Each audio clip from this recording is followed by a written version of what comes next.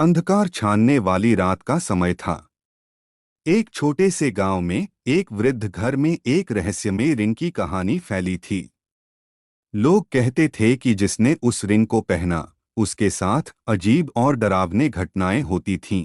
गांव वाले भूतपूर्व से डरते थे, लेकिन एक अत्यंत साहसी युवक नामक राजीव ने निर्णय लिया कि वह उस रिंग को पहनेगा और उस रहस्यमय से मुकाबला करेगा। रात के पहरे राजीव ने रिंग को पहना और वह घर के बाहर कदम रखा।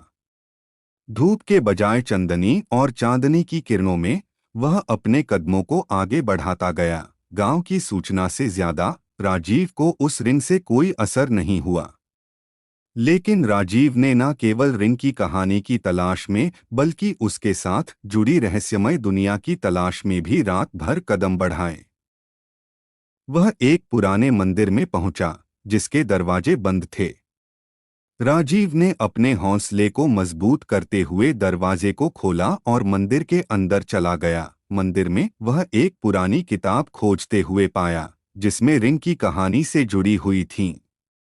यह कहानी कहती थी कि रिंग वास्तव में एक ब्रह्मास्त्र है, जो सिर्फ उस व्यक्ति के लिए कारगर होता है जो इसे ध्यानपूर्वक पहनता है और अपने आत्मविकास का मार्ग चुनता है।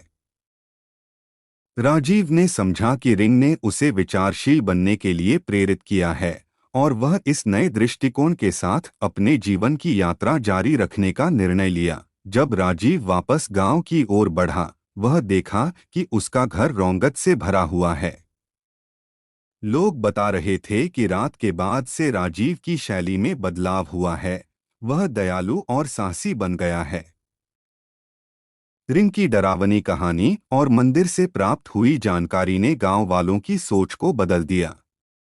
लोगों ने अपने दरिया और अंधविश्वास को छोड़कर नई सोच अपनाई, जिससे उनके जीवन में सकारात्मक परिवर्तन हुआ। इस कहानी से साबित होता है कि जीवन में सफलता प्राप्त करने के लिए अपनी भूतपूर्व धारणाओं को छोड़कर नई सोच और आत्मनिर्भरता का सामर्थ्य अत्यंत महत्वपूर्ण है।